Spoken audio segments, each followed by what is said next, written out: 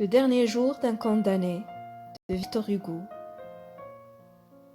Résumé par chapitre par Madame Ouidet Lasfar.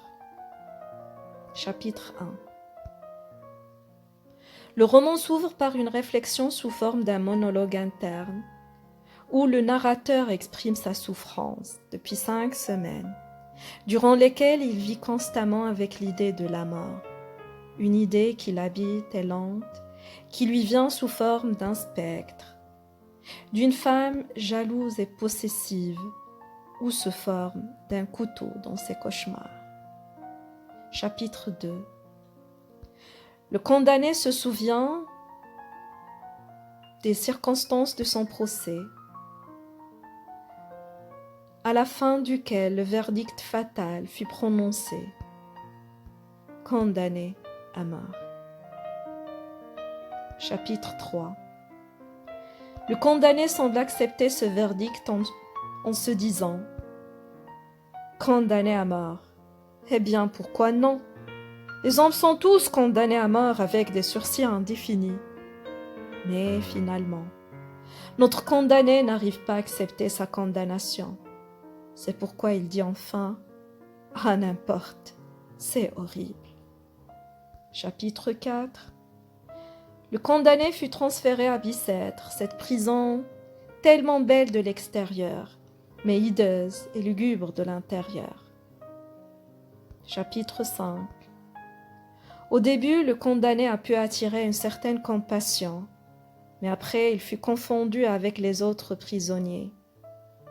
Mais grâce à sa docilité, à ses quelques mots latins, il put avoir des privilèges. En effet, on lui fournit une plume, de l'encre, des feuilles et une lampe. Chapitre 6. Le prisonnier se demande s'il devait écrire, ce qu'il devait écrire et pourquoi écrire. Et ainsi, il prit la décision d'écrire afin de rendre les mains des juges moins légères quand il s'agit de condamner quelqu'un à mort. Chapitre 7. Le condamné se demande quel intérêt peut-il tirer en sauvant d'autres têtes, alors qu'il ne peut sauver la sienne. Chapitre 8. Le jeune condamné compte le temps qui lui reste à vivre. Il a déjà passé 5 semaines, donc il ne lui reste qu'une seule semaine.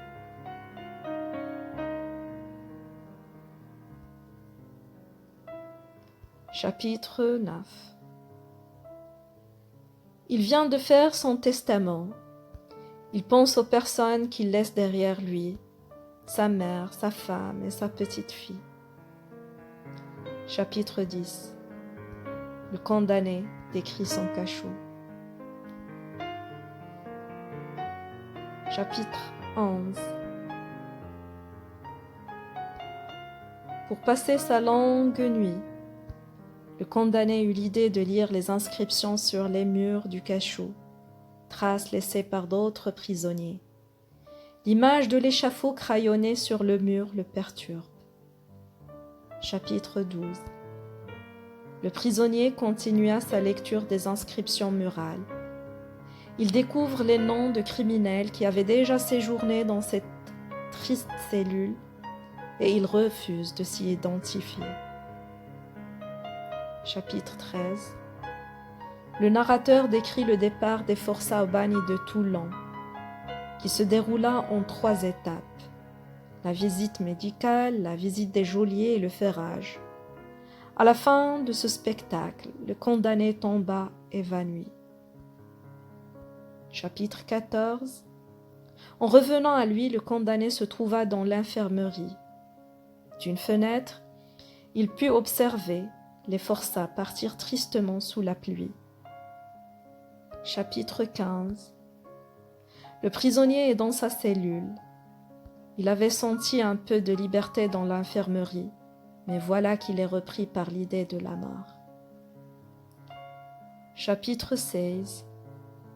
C'est un retour en arrière, où le prisonnier se rappela de cette jeune fille qu'il avait entendue chanter dans l'infirmerie.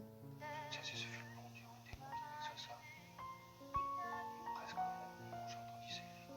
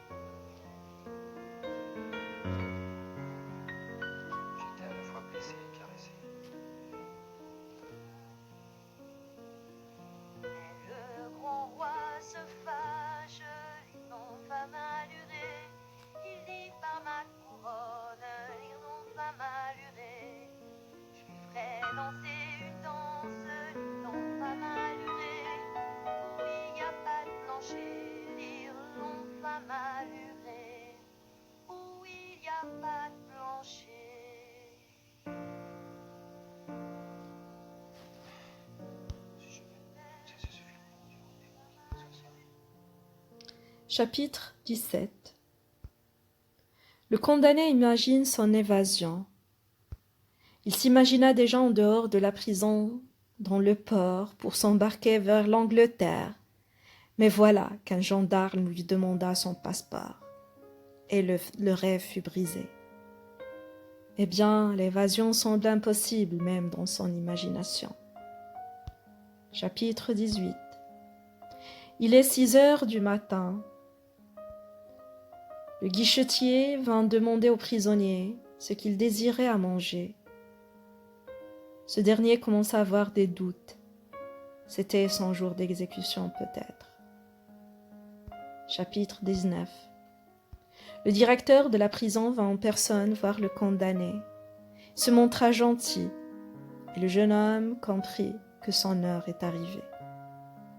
Chapitre 20. Le condamné pense à son geôlier. Il le décrit comme une prison humaine, faite de chair en os.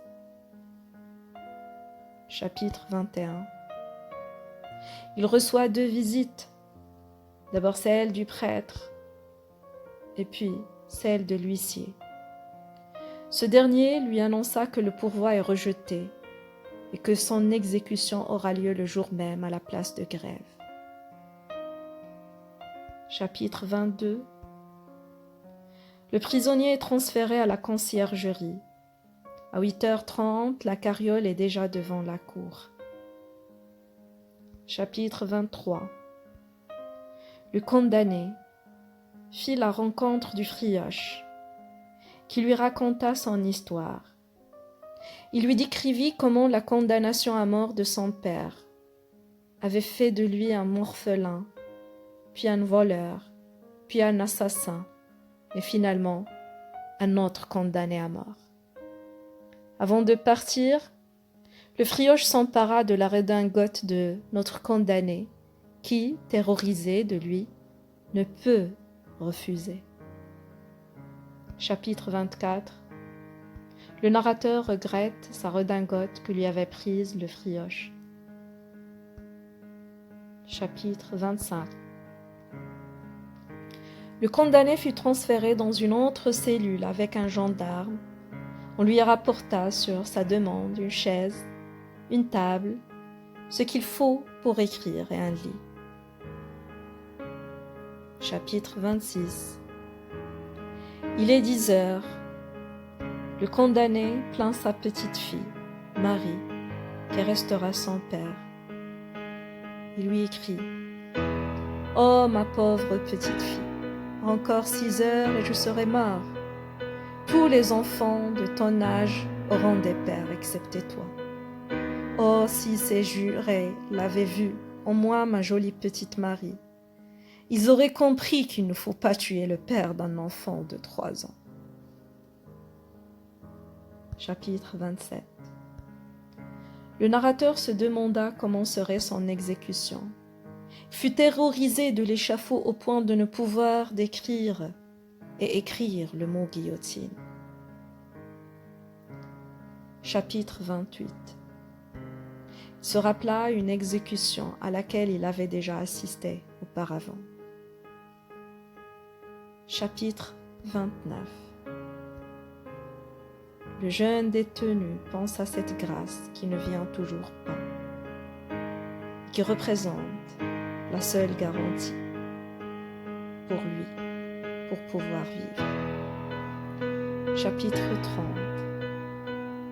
La visite du prêtre qui voulait consoler le condamné. Mais celui-ci, voulant rester seul, le renvoya. Chapitre 31. Un architecte qui vint prendre les mesures de la cellule pour la rénover et qui était insensible envers le malheur du condamné. Chapitre 32. Un autre gendarme vint prendre la relève. Il fit une drôle et ridicule demande au condamné.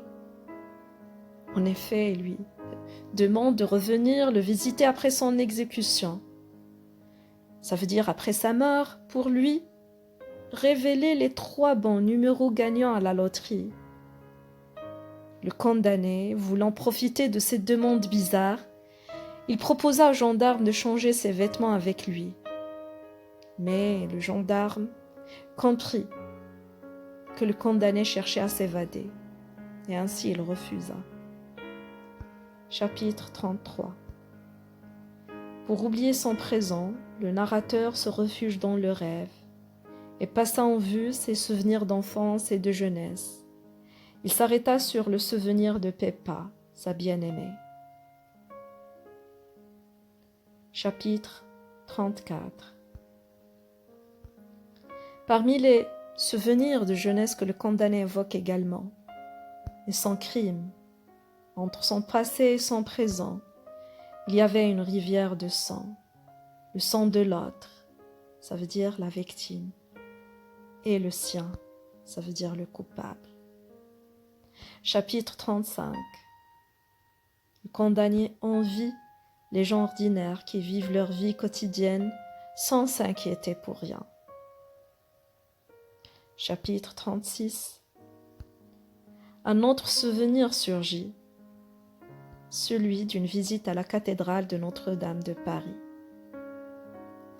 Chapitre 37.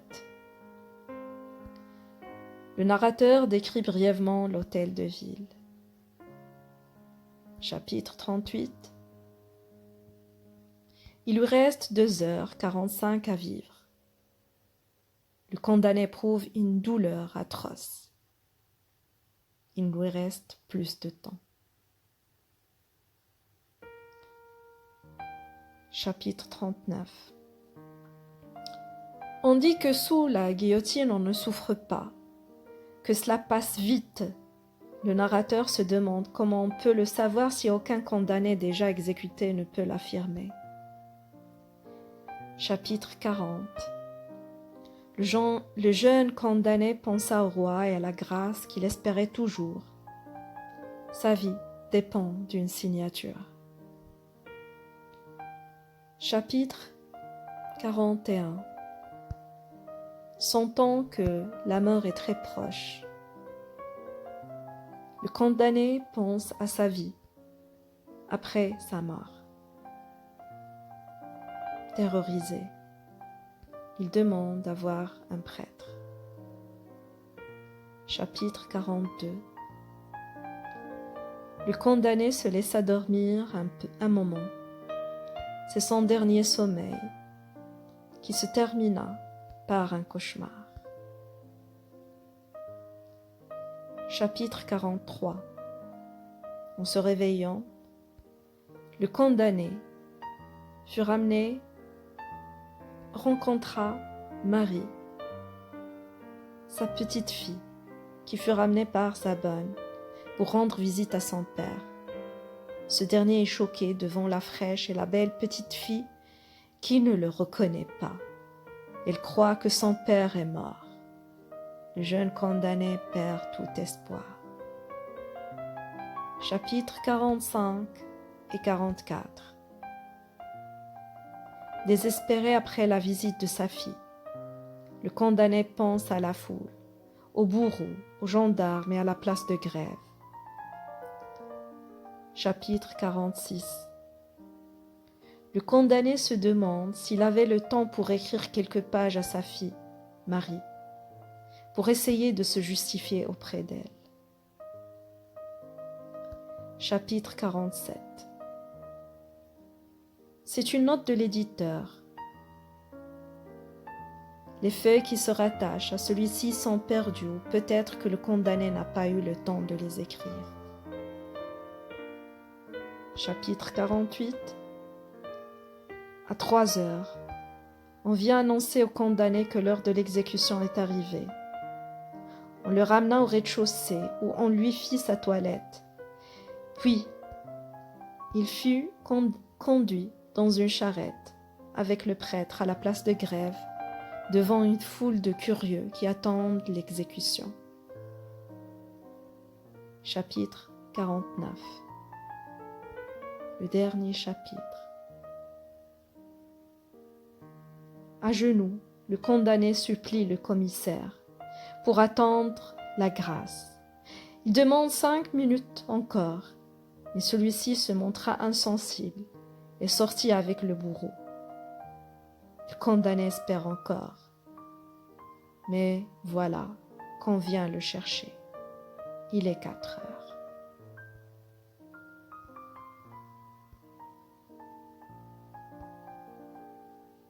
C'est la fin.